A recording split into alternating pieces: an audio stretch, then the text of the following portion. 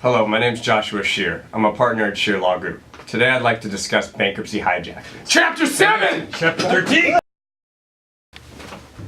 Hi, I'm Spencer Shear, the managing partner of the Shear Law Group. Very similar to me hijacking this presentation is a scenario where your borrower hijacks your loan out of foreclosure and into the bankruptcy court.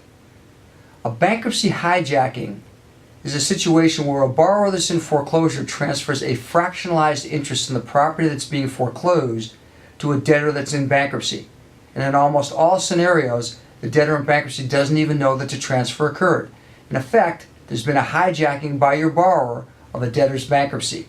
This is done to gain the imposition of an automatic stay that stops the foreclosure.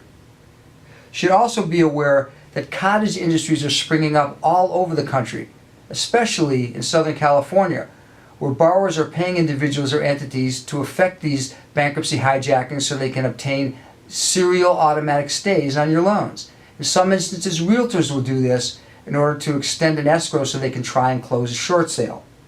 If you multiply this scenario 2 or 3 times on your loan, you can find out that your foreclosure is delayed for sometimes as long as a year while you try and fight your way out of multiple bankruptcies.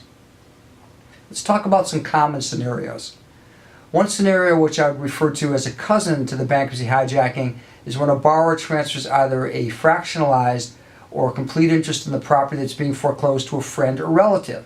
That friend or relative then goes ahead, files bankruptcy, they take the credit hit, and the borrower gets the benefit of the automatic stay.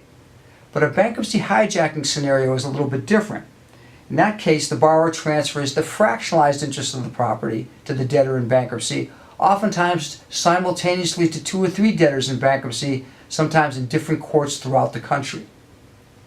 Sometimes you get out of one bankruptcy only to find out there's been a fractionalized transfer to another debtor in another court, and you go through this scenario over and over again. There's no easy solution, but there are ways to be able to combat this. First issue I would like to explore is in rem orders. The bankruptcy courts will, in appropriate circumstances, issue what's called an in rem order under Bankruptcy Code 362(d)(4).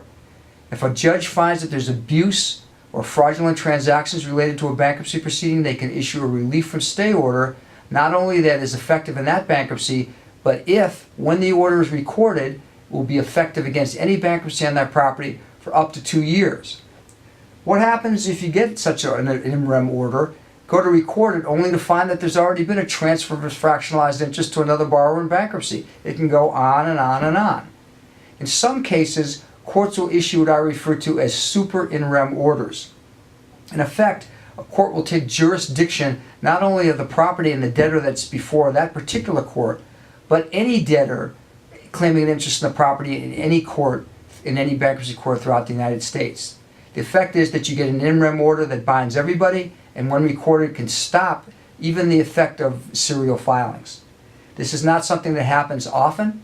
You have to find a judge with fortitude that wants to stop bankruptcy abuse, but if you know your judges and take effective action, you can stop these bankruptcy hijackings before they proliferate. Again, no easy answer to this question, but if you act effectively, you know which courts to act decisively in, you can stop some of these bankruptcy serialized transfers and stop the bankruptcy hijackings. One more thing before I close, I want to say congratulations to the New England Patriots.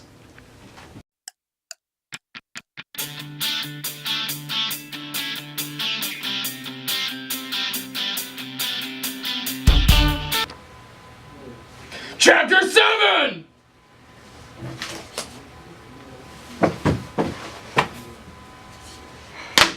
Chapter 13!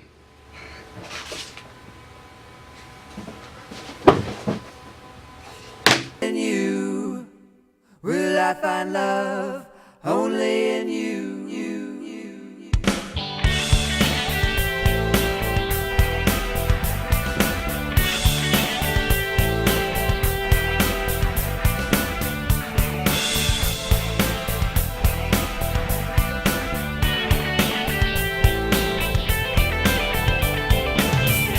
When I think about you and me, and how our love came to be, I never loved anybody like you.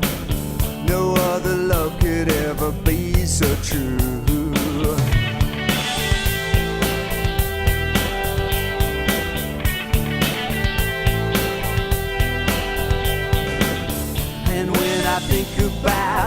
and me. Did I find love, or did love find me?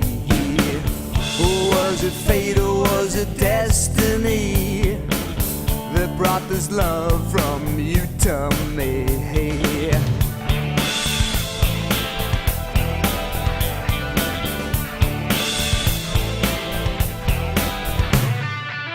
What is this mystical love? I drink so deeply, but I can't get enough. I found the love that is true. My love's complete.